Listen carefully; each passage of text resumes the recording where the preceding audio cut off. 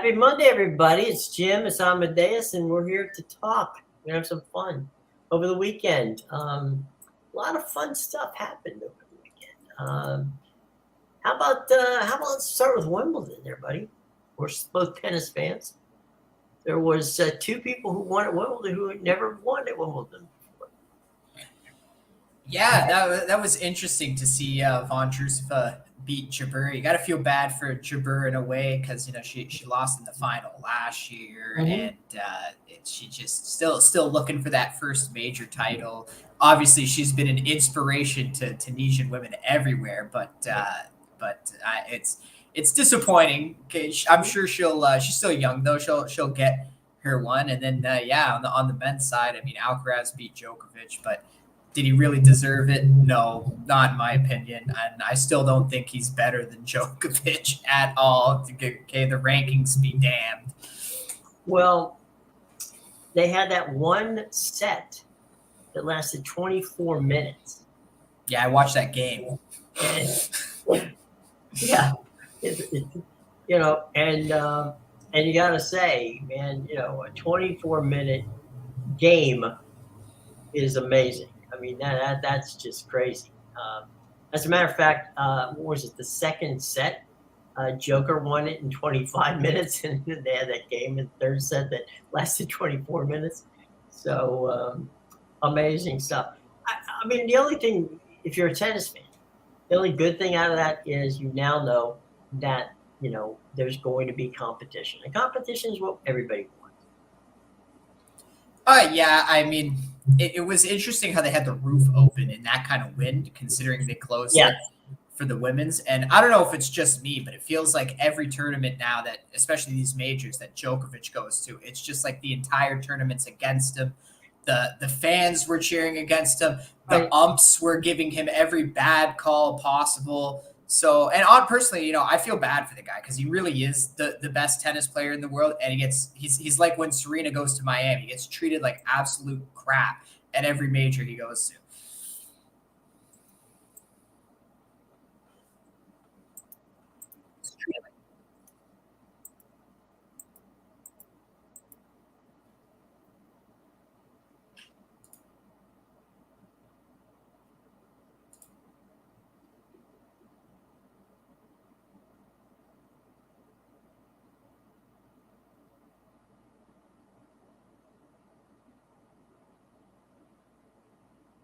You still there, Jim?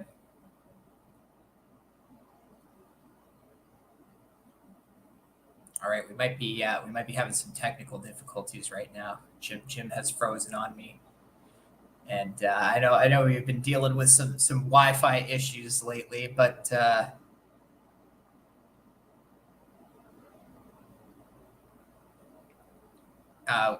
let's see. We got Bill in the comments here. Bill talking some baseball, eh? Miami plus 150 tomorrow. Inter Miami. Let me check. Is this in the? Let us see here. I thought they were at their All-Star break right now. The MLS. Who does Inter Miami play tomorrow, Bill?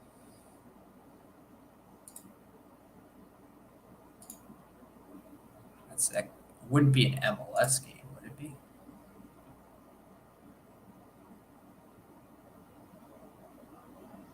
All right, you hear me now? Oh, yep, we got you. We got you back. There you go. I was just answering Bill's question. He means Messi's first game. So you're talking about when they come back from the All-Star, or I guess the League Cup break. It would be he's talking about. I'm just trying to find the MLS. Yeah, Messi was introduced to the Miami fan base yesterday. Yeah, I saw that. Yeah. So in an epic show on on Apple TV, they made from now on it's all Messi all the time in MLS. He is not playing in the All-Star game. Something I think we talked about earlier before. So anyway, at this point in time, Messi is my guess. I think I heard that August the 9th was the was the date that he was going to open for Inter Miami? August, is that the day? Okay, so then that's got to be in a League Cup match because Yeah, that was. the, Yeah, he said Bill said he thinks it's Friday. the MLS doesn't they don't play till August 20th. So Right, wait a minute. I can't even find lines on the MLS right now. My understanding, Bill, is that he's going to play in one of the cup games, and Okay, it's so going to be in League Cup. Miami, and it's going to be against one of the Mexican teams. Oh, they play Leon, don't they? They do. Well, I what think it's whatever at home. It's some games had one of the home games in the cup. I'm trying. There You it still is. there? Yeah. Sorry, I was looking for the Leagues Cup. I see the game he's talking about. It's on Friday, the 21st. So it is this Friday. They're playing Cruz Azul plus 105 is what I got here. Okay.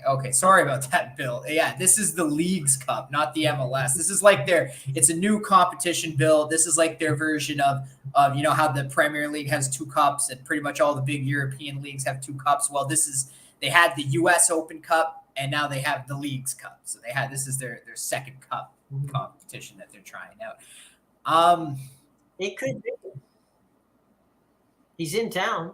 It's going to be interesting because they also just announced the big announcement over the weekend was the signing of Sergio Busquets joining Messi at Inter Miami, and I actually wrote a whole article about how they were both going to go to Saudi Arabia.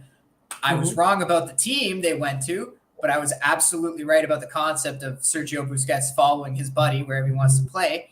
And so now that they've already brought in one friend of Messi's to play, Jim, I'm asking myself, where's the MLS on trying to get Neymar here? Like already he had to bring a friend in, and he hasn't played a game yet. Yep. I mean, they're evidently suddenly Miami has limitless pockets and are willing to bring it in. Yeah.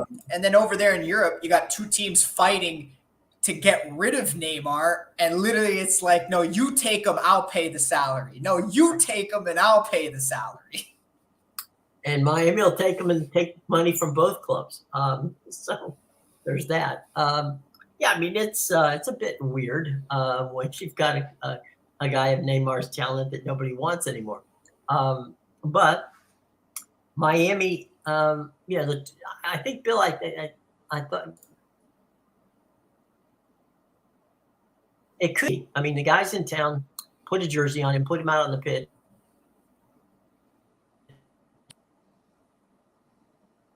So I think that's possible. Yeah, I see what he's saying here. Like, so he's got plus 115. I got plus 105 on Inter Miami, and it's probably going to be minus money by tomorrow. And honestly, Bill, I haven't looked at the Leagues Cup game yet, so I don't want to give you a bad opinion here, but I don't quite know. Inter Miami's not a good team. And they're the last place team in the league. Yeah, and okay, so you have now Sergio Busquets. I don't know if he's going to play in that game because he was just announced this weekend. Like, it came out of nowhere. Obviously, I knew he was going to follow Messi, but it was a surprise. Obviously, the signing itself. So, like, that'll be good for the defense, but still, this isn't a good team, and you still need playmakers to get Messi the ball. Like, he's not the type.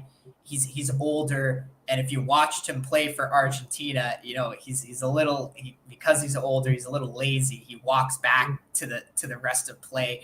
He's not going to come back and help you out on defense. So, like, that's the thing is, like, maybe he helps Miami a bit more, but he's not going to help keep goals out of the net. And that's Miami's big problem right now. And I honestly think Cruz Azul, you're probably going to get a better price on them, double chance, just because all these people are going to be running to bet Inter Miami. Oh, Messi debut. But I don't think it's going to have the massive impact everybody's expecting it to have in the first game that he plays with the team. Ticket prices going up, Bill.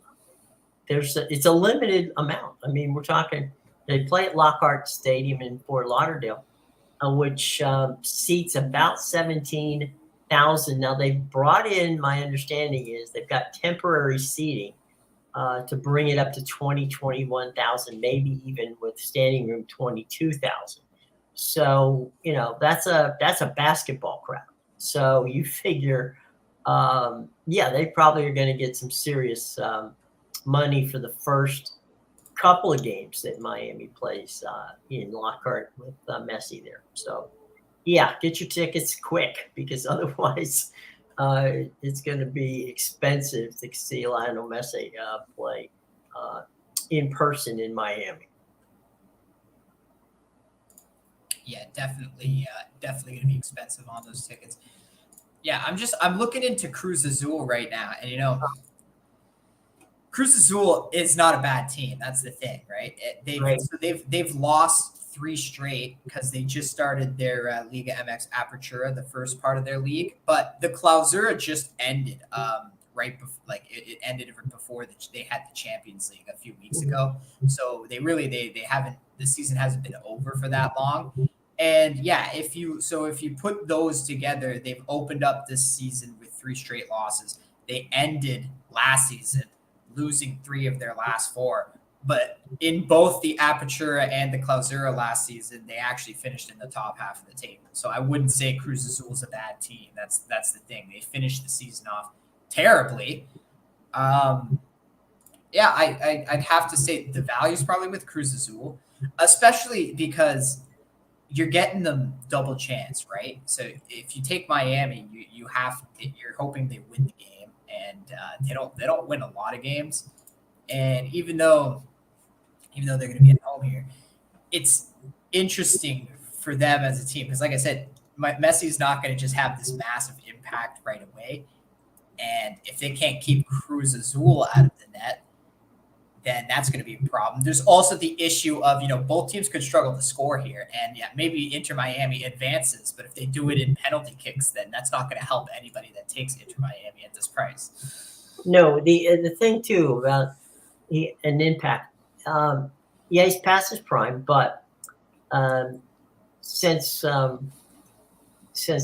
both Amadeus and I become general managers of every team in professional sports, we've decided that it's surrounding cast, right? If you can surround Messi with people who can get the ball to him, he's still capable of dazzling folks, and certainly capable of dazzling some of the defensive players in the MLS. So there'll be guys running down there probably for nothing else but to get him to sign their jerseys. I mean, it's going to be crazy. But yeah, and look, I'm not saying he's bad. That's not what I'm saying, and I'm not saying he's not going to make an impact. He's going to improve the team because he'll help the players around him play better.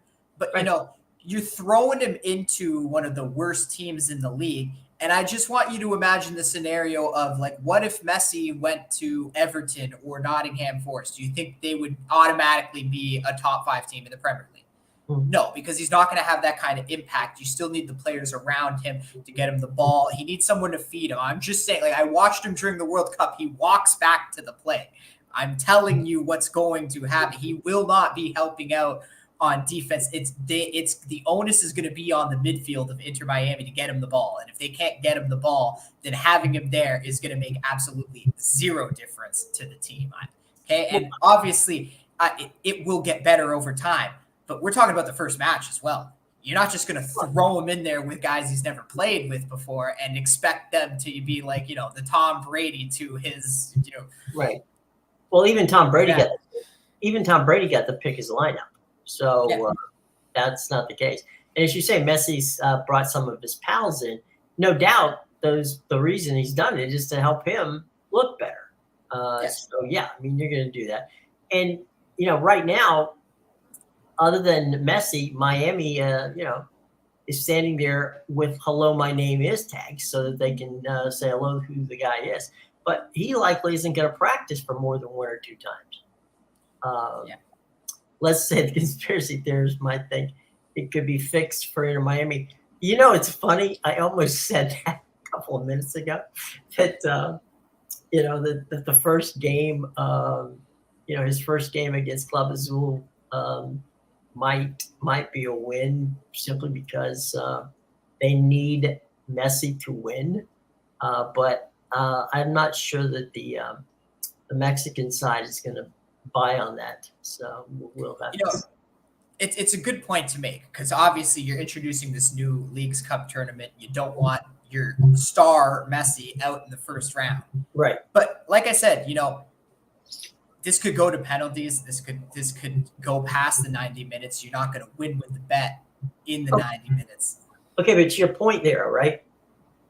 Here's the drama. Okay, let's build the drama for you. You go ahead, you get the draw, right? It's 0-0. You go to penalty kicks, and Messi wins the game on his penalty kick. And that's the thing. See, like when you get to penalties, they say like, Right. oh, it's just chance, but it's easy to fix a game in penalties because the VAR could review and say, oh, goalie jumped off his line. Right. Retake the penalty. I watched it happen in the Europa Cup final. Right. So, like these are things. You make an interesting point there, Bill. Definitely. See, the thing is, like, I look at Inter Miami right now the same way I looked at Toronto FC last year, and I had to hear a lot of it because obviously, I'm from that area, and everybody was so excited when they signed Lorenzo Insigne. And the first thing I said to people, because they were like, oh, well, Toronto's going to be so good. I said, no, they're not. Toronto's one of the worst teams in the league right now. Right. And their biggest problem is on defense. So now you're going to bring in a past his prime forward from the Italian team that's like hit or miss. This is my national team. They're literally hit or miss. And so now you're going to bring in this piece to help your offense, but it doesn't fix the defense. And Toronto FC is one of the worst teams in the league this year. So that totally held true. Exactly what I thought. Lorenzo Insigne, bringing him in has not helped the team whatsoever. Obviously, Messi's a much better player. And I'm not saying he's not going to help Miami, but don't expect changes right away. Miami's probably going to finish the season still as one of the worst teams in the MLS. And then maybe they'll start to get better next year once Messi has played half a season with the team, Right. knows what's good on the team, what's not, and then maybe he goes to the management and say, we need to fix the midfield here. We need to bring in some players. You guys are junk.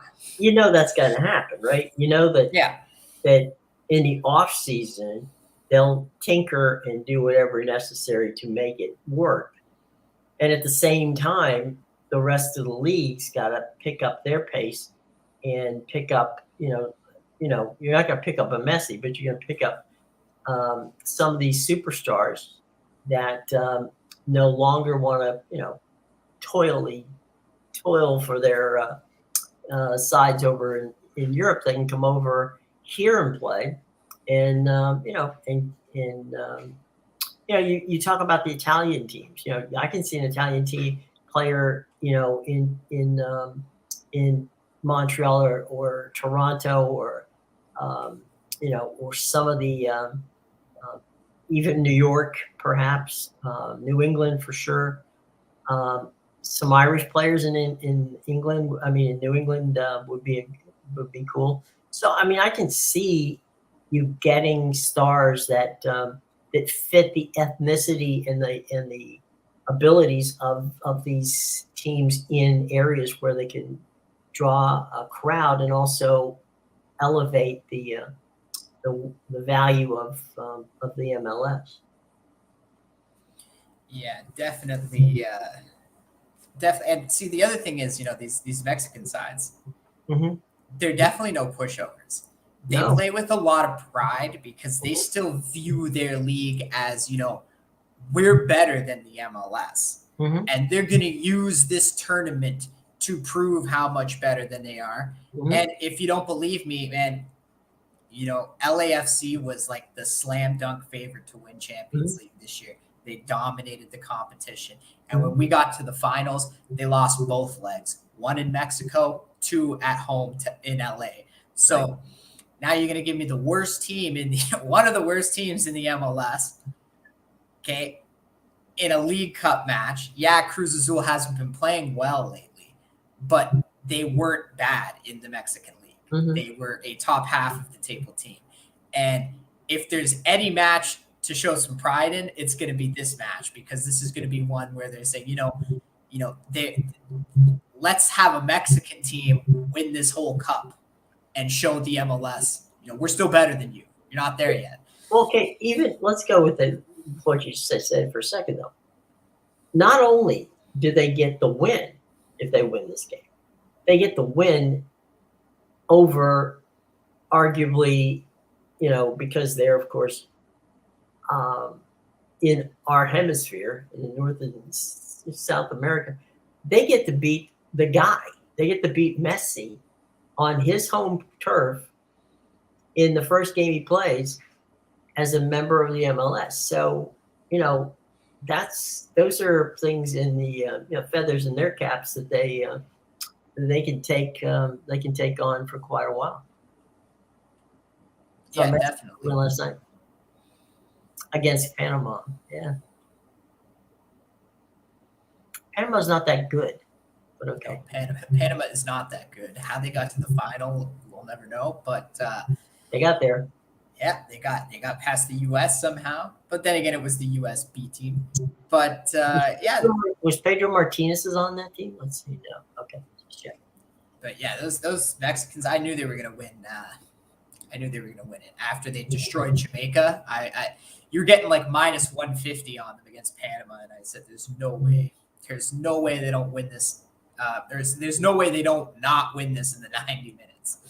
In our little Wi-Fi hang up a couple of minutes ago, I don't know if you talked about it, but what's the line on that game, Miami and Cruz Azul this Friday? Yeah, so Bill was asking about it because he's got plus 115. I have plus 105, so it's likely going to be minus money soon. But again, like, that's part of the reason for that is because everybody's going to bet the Messi debut. The money's going to Miami.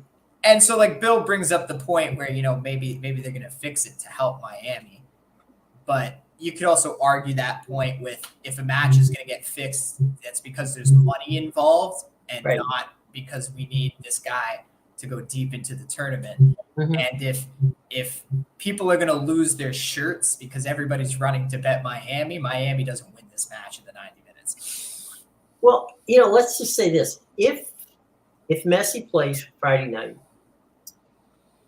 against Miami, that's one heck of a nice way to kick off, no pun intended, the weekend, because the weekend is all going to be, all MLS All-Star weekend all the time. So if you get Messi and Miami on Friday night, that's going to be part of a doubleheader of what's going on with stuff in DC.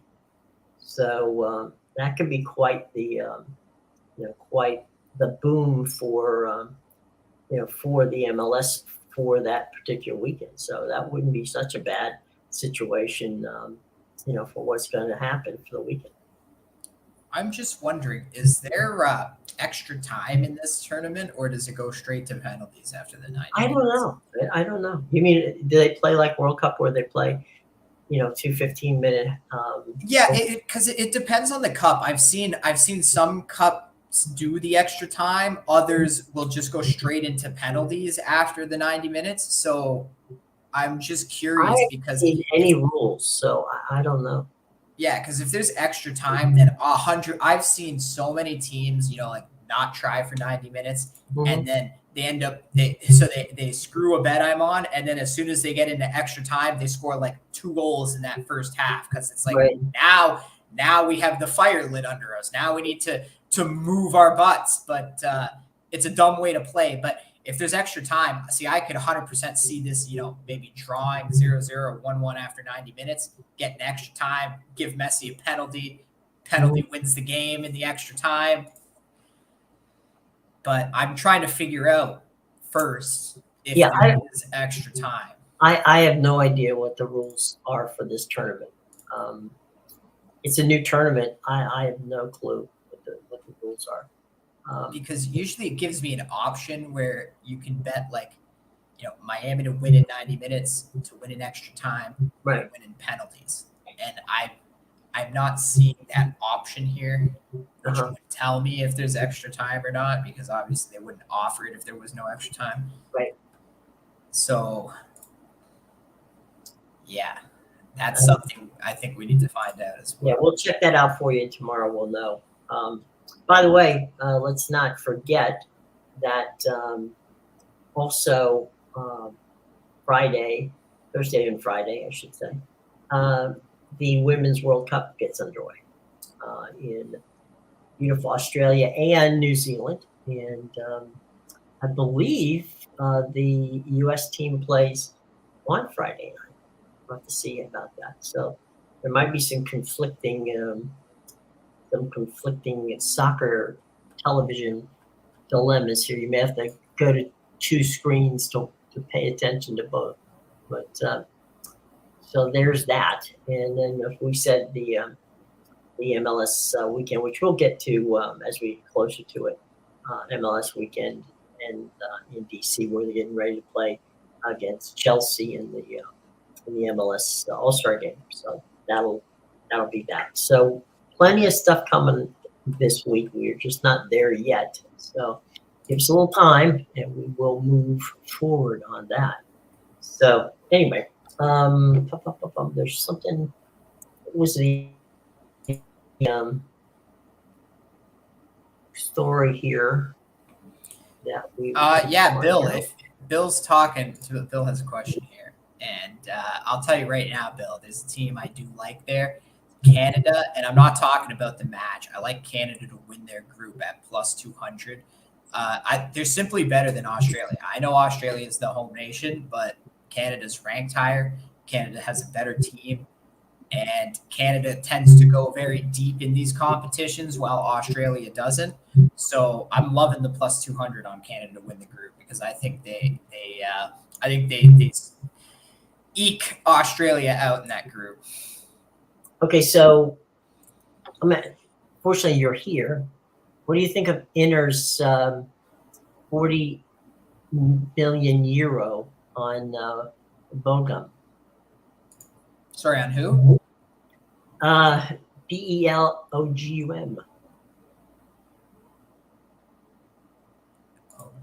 Oh, I see. Okay.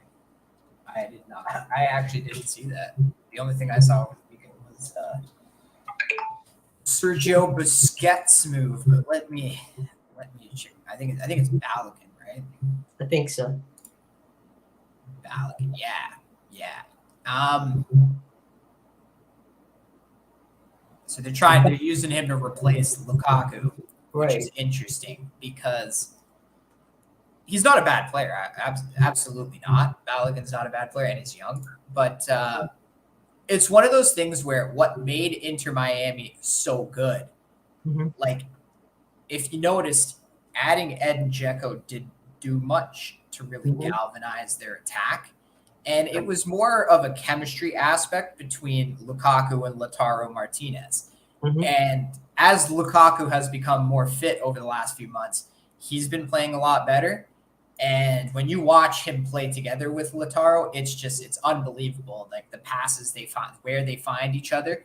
So I think from a chemistry standpoint, it's probably going to hurt the team splitting up Lukaku and Lautaro Martinez. I think it's a bad decision. I'm not saying it's a bad decision to bring Balogun in. I'm just saying if you're going to continue to use Lautaro as your guy, he clearly has a preference playing with Lukaku. And, it was why you lost part of the reason. So they won the title. And then the next year, AC Milan won it. Why wasn't Inter as good when they were supposed to be as good? Because they sold Lukaku back to Chelsea. And then they realized their mistake and went back to Chelsea, and Chelsea didn't even want him. So it worked out perfect. Chelsea was like, we'll loan him back to you. Right. And as you saw, Inter Milan, sorry. Yeah, I was going to say you said Inter Miami, but Inter Milan went to the finals of the Champions League. They had a much deeper run there. And near the end of the season, they started to propel themselves up the table and ended up finishing, I think, second place. So this is it's an interesting move. It's a good move from an age standpoint, but you got to replace Lautaro if you want him to be a starter, because I think as long as Lautaro Martinez is there, you gotta pair him with Lukaku. That's how you're gonna maximize your results on the attack. Bill likes Norway, Australia, Canada. That was the one I was mentioning. I don't know. I haven't looked at those specific games yet. I'll probably be looking at them later tonight. But Canada to win the group, I think for sure. And look, Australia isn't a bad side, and they're going to give them the cupcake for the first game of the tournament anyway. So I would think that Australia's going to be good. Yeah, Australia, they're ranked 10th, but Canada's 7th. They do have a better team. They're technically the Olympic gold medal champions, right? Like they go deep into these tournaments. They finished in the bronze medal, I think, before, and they've had those deep runs in the tournament.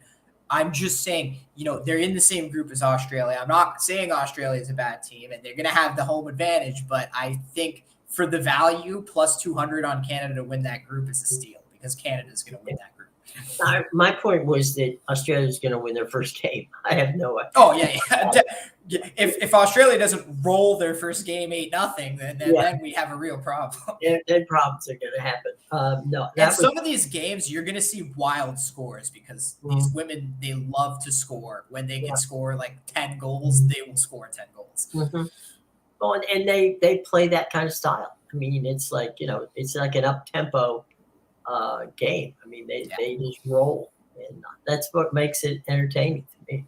It is a very fast game. Yeah, everybody's having fun, even at the club level too. I watched some of those Champions League games were pretty crazy.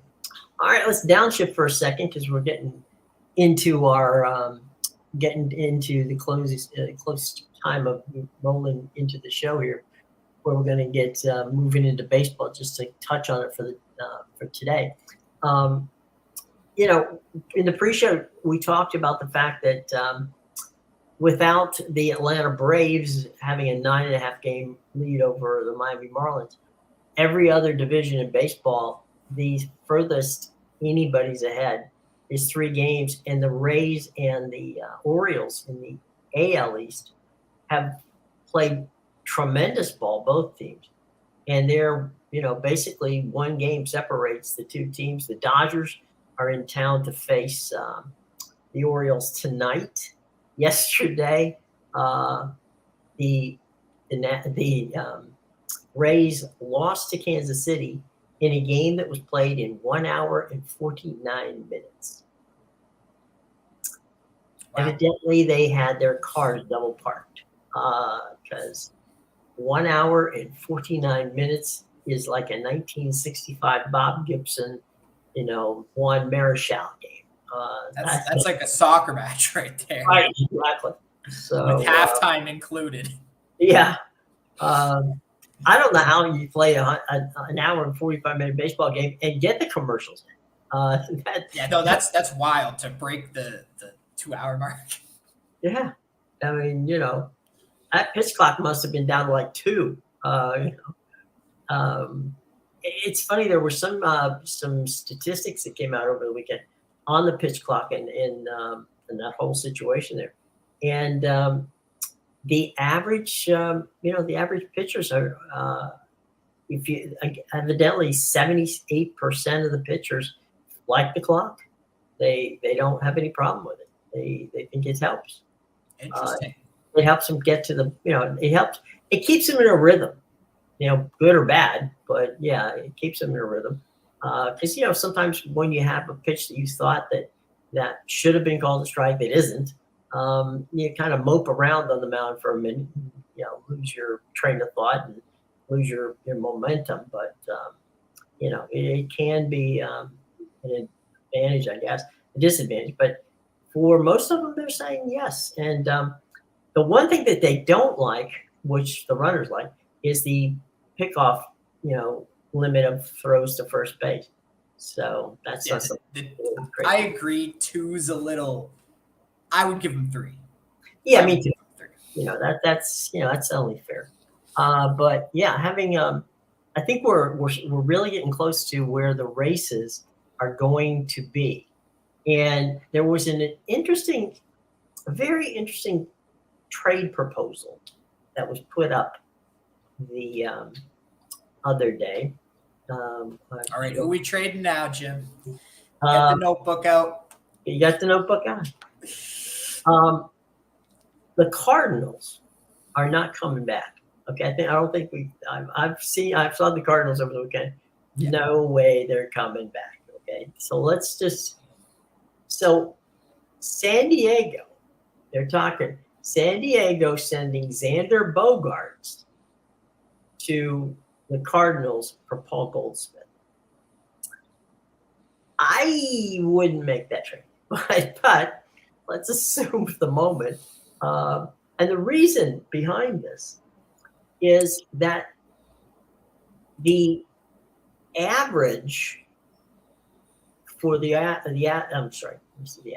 Padres, they are one of the worst defensive teams in baseball, which boggles the mind when you have $1 billion on your left side of the infield.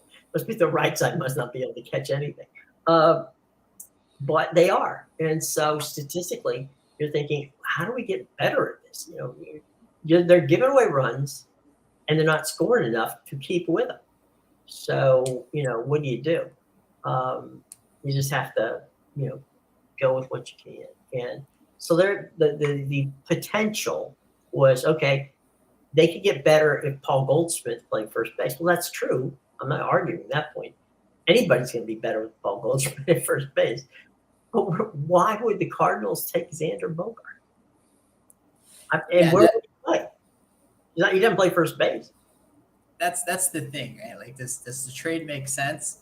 No.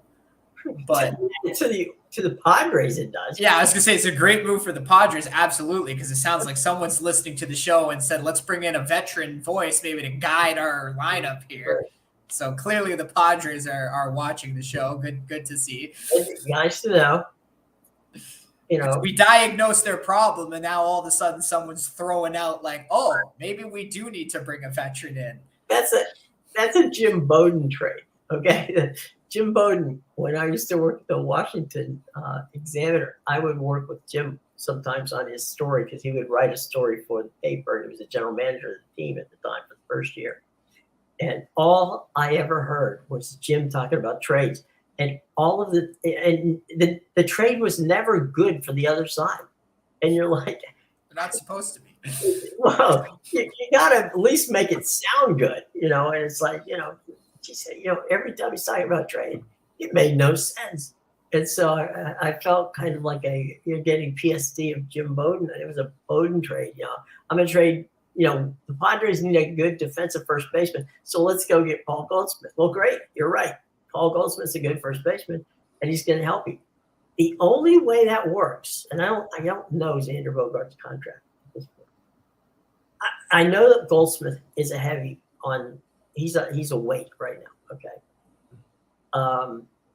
On St. Louis, I mean he's got a big contract.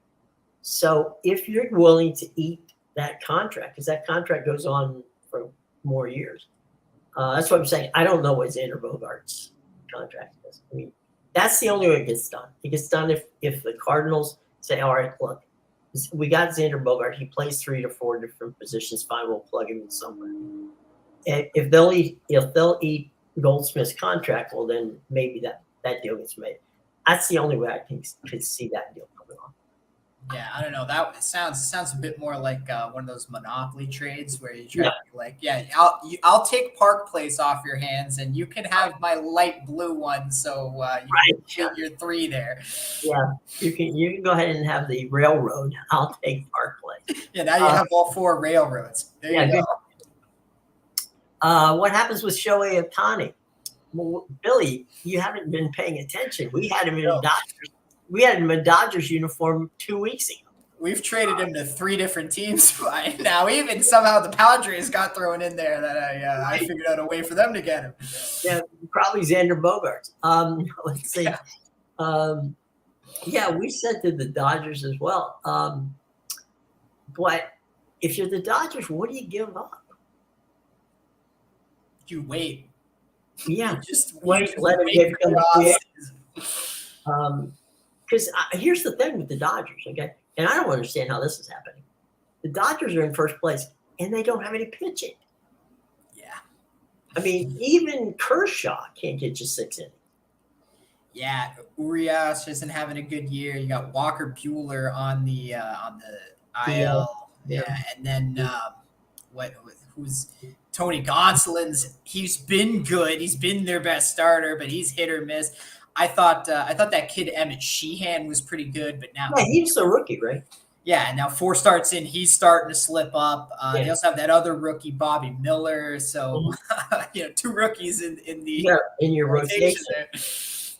Each. Now, on the good side, their bullpen has been fine, but the Dodgers are going to have to slug their way out of it. Of course, though, in fairness, I get who's got the pitching in that division. It's not the Giants, for God's sake. I would say the Diamondbacks. Yeah. Just because, Gallen's been having a good year. Tommy Henry and Ryan Nelson are studs on the road, but can't pitch at home for some reason. Yeah, the desert gives them problems. Yeah, it's only Zach Davies has been a real hole in their rotation. It's not the Padres, not the Giants, not the Dodgers. So maybe you're right. Well, actually, technically, like the Padres, when you look at their rotation, Yu Darvish, Joe Musgrove, Blake Snell, how can that not be performing? Excuse me. You're right. On paper, they look wonderful. It's when they get on the field, they don't look so good. And Blake Snell's a 4-inning pitcher. It doesn't matter. I don't care. Blake Snell, he's not on the Rays anymore. He's not. He's nothing. Yeah, it's just like, sorry, he can't throw. I'll tell you what. Steve Kinsella, who covers the Rays, I should say, back when he was with Tampa Bay, told me that, and they never let him go by 6 innings. And I kept saying, Steve, what's the deal? He goes, no, he is not going 3. He's not going to get the rotate. He's not going to go through the rotation the 3rd time. No, it's not going to happen because they will figure him out and they will, they'll start hitting him. And the Rays never let him get by 6 innings. And, he used to bark about it because he was like, I can do this. And they're like, well, you haven't proved to us that you can't, so we're not taking it into that. You may think you can, but you can't. Statistically, we say you can't, so you're not gonna. So, and that was back when Madden was managing the team. So, who knows? And now the Padres let him do whatever, and he's a 480 pitcher. So, who was right on that one? Yeah, I think we know that one. Joe Musgrove, he's one of those pitchers who the moment you would trade him, he'd win a Cy Young or something like that. I mean, but he just isn't performing. And Yu Darvish, I don't know what's going on. To be fair to Musgrove, like he was really good last year. Yeah. He missed the first half of the season this year. Injury. He's been 8-2 since coming back, and he does have like a 3 something year. Like I think it's 3.2 or something. Yeah. So he's been good. It's actually, to me, it's Yu Darvish that is the surprising one because he was a stud last year. He was great right before the season in the tournament they had, right, which Japan ended up winning. Yeah, and Japan won it. It was great in that, and it was like, I don't know, he just used his arm up for the season because he is also like a 480 pitcher this year.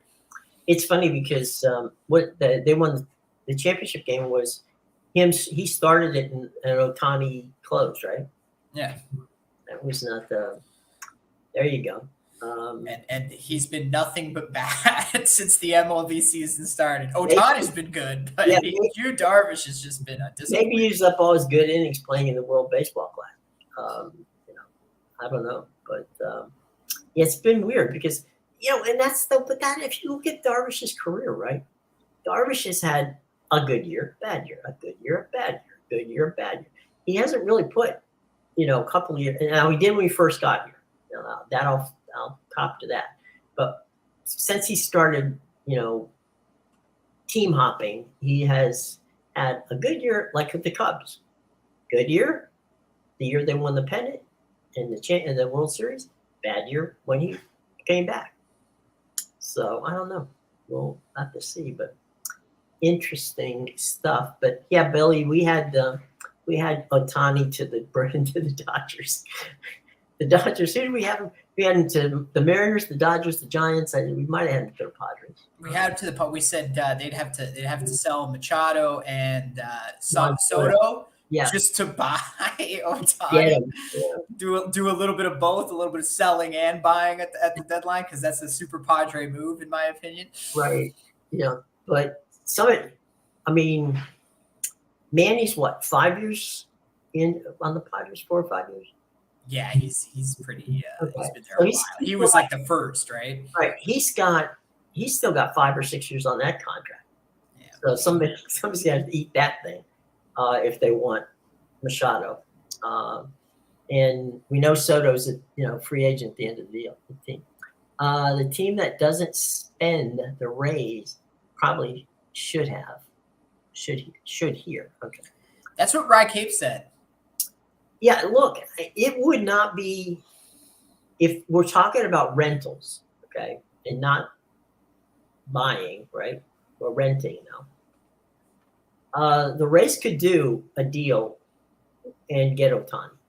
If I mean, I'm talking if the Angels were willing to part with them, because they got the farm system that year in and year out churns out players, and it may not I was be. going to say they'd have to send like a bunch of their small pitchers, right? Yeah.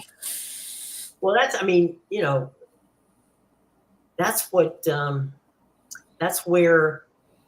Look at okay. So you have Rendon at third, who's not playing there yet, or maybe he did this week. I don't think he did.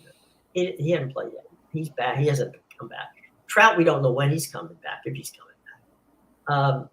But I saw it was August, but like maybe that even changed from I haven't even July to August. I mean, he's supposed to be back this month and didn't show. So let's just say, for the sake of argument, I mean, those two guys are coming back. All right, for the duration just this year, they're coming back. If you're the Angels, you have no pitching. You need pitching. If you could make a deal with the Rays that would get you a couple of quality young pitchers, and maybe one pitcher that's already on the roster. Although if you're the Rays and you're in the heat of a pennant race, normally what that is that's the player to be named later. Is you're gonna you talk to the GM and you say, okay, here's the two guys I'm going to send you now. The guy that is the player to be named later is a player that is playing for me now. You can't have him, because if we don't use him, we may not make the postseason. So that's a lot of times where your player to be named later is a guy who you don't want to get rid of right at the moment, but you'll get rid of him at the end of the season. Well, it makes sense because they got Drew Rasmussen on the IL, so they could theoretically say, we'll give you him, or maybe we'll give you someone from the rotation, and then we have Rasmussen to replace that guy, right, when he comes back. And so you give him a couple of prospects. You're not going to get their number 1 or 2 prospect. That's not going to happen because it's a rental. Although, depending upon how bad they want him, they could. But then Shohei Ohtani's not going to sign with the Rays. But yeah, your point is a good one. If they want a rental, and they can size it up, the Rays have got a deep farm system, and who else has a deep farm system is the Orioles. So, and I know they wouldn't sign him either, but they would. They'd be a rental. The Yankees, they don't have the pitching to make that work. I'm just trying to go down the list of potential, not rentals now, but potential who would take them and try to sign them. The Yankees don't have it. The Mets are a dumpster fire. I don't know. I don't know. I guess you could send Max to the Angels, but that wouldn't be doing any good. I don't know. We traded him last week. But most of the trades we had last week, we were not trading him for the season. For next year, we were trading him for this year, so that we were renting. So anyway, Bill, you're right. The Rays could do it, and they could come back with him. Who knows? We'll see. It wouldn't be the weirdest thing that would happen, but I'm not sure that. I don't know. I don't think Ohtani's still on that first contract, right? Yeah, I'm pretty sure. I don't know that he has a no trade clause, but if he does, we'd have to look into that. I mean, because the international contracts are different than the standard contracts. So, because Ohtani played professionally in another league in another country, much like this happens in players in the Dominican and Mexico and like that, the contracts are different. So it's conceivable that even though it would be his first contract, which would be considered like a rookie contract, there's areas in those contracts which allow for no trades and such. So I don't know. Ohtani may have that. I'm guessing $70 million a year for 10 years. Look, 70's a lot. 50 was the number I was hearing. What's that? 50 was the number I was hearing. He's a $50 million a year player. Look, Ohtani's a unicorn. I get that, but $700 million. Whoa. I agree. 70's a little high. I'm gonna say,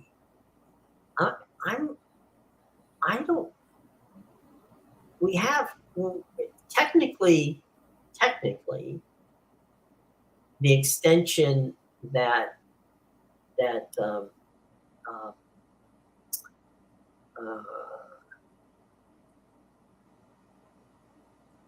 I'm trying to think the deal.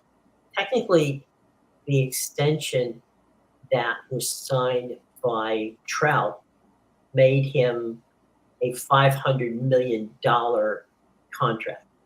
Now that's not $50 million a year, but it was that was it.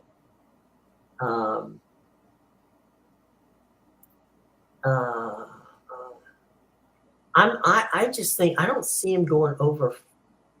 I don't see him getting to 500. I don't know who would pay it. I guess that's my point.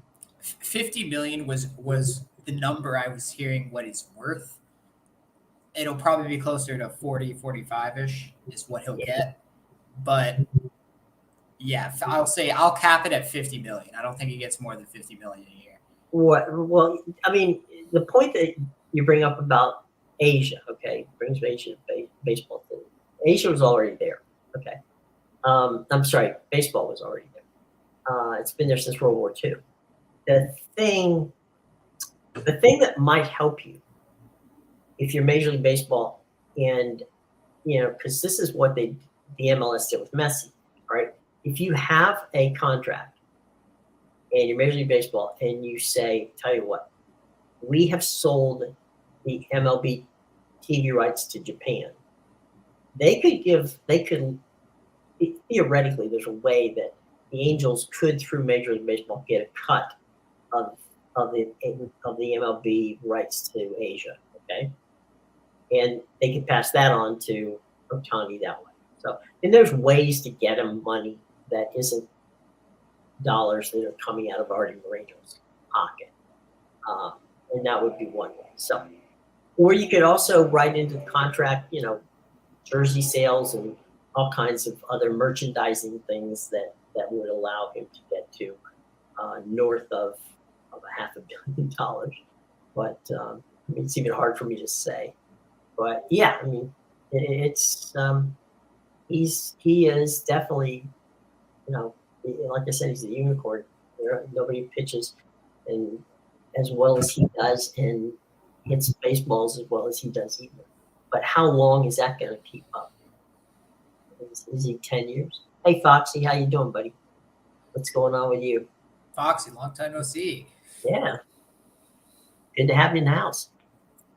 So I don't know, Bill. I think he does bring a lot to the table. So we'll see.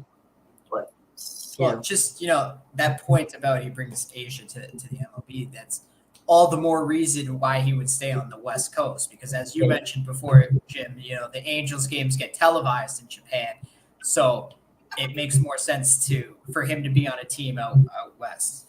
Well, yeah, that and the delay of the game. I mean, the live feed of the game is not. It's at such a terrible time in Japan that people can't watch it. That was remember when Hideki Matsui played in the Bronx? They had a hard time, with the time difference and getting that sold. That's why Ichiro in Seattle was, like a marriage made in heaven for everybody. It all worked out in a timing standpoint. So I don't know. Maybe they'll get lucky and keep him on the West Coast. So we'll see how that plays out.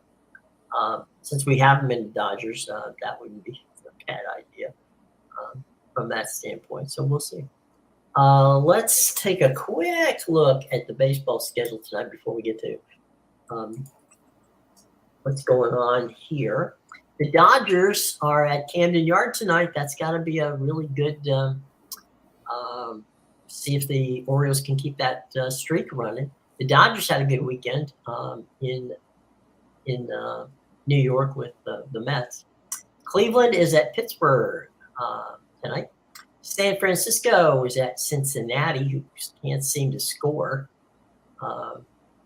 They went that entire weekend. Would they get 1 run or 2 runs off of Milwaukee's pitching? Just pretty pathetic. Okay. Yeah, they've been cold, starting to regress now. Yeah, Miami's going to St. Louis, where both of those teams. Luzardo's pitching for Miami tonight. Miles Mikolas on the hill for St. Louis. Watch that name, Mikolas. He's a guy who could get traded deadline. Washington, Gore, and Smiley tonight. Washington is in Chicago for the game. Tampa Bay is at Texas.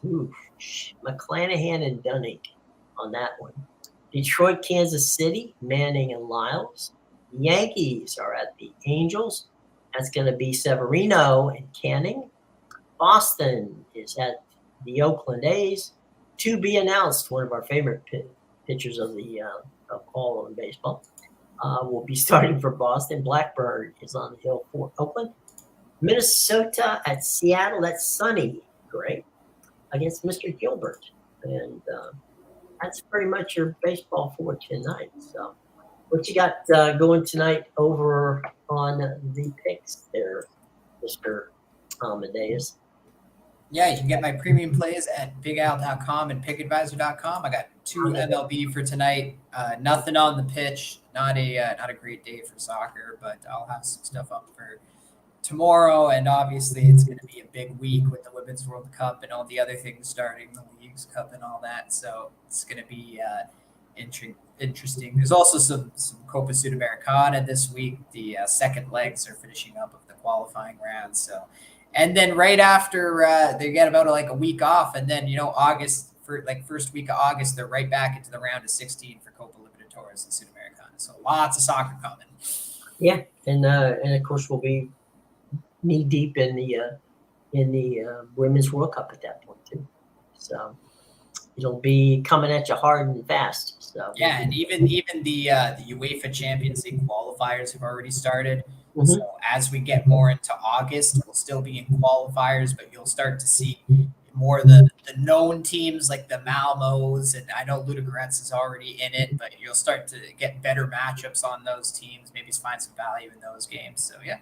Well, then we'll start getting those friends that have played here in the United States and also really begin the process of seeing how these, the teams are being shaped because the portal will be open and we'll be seeing how, teams are spending their money because they'll be, in the in the transaction stage.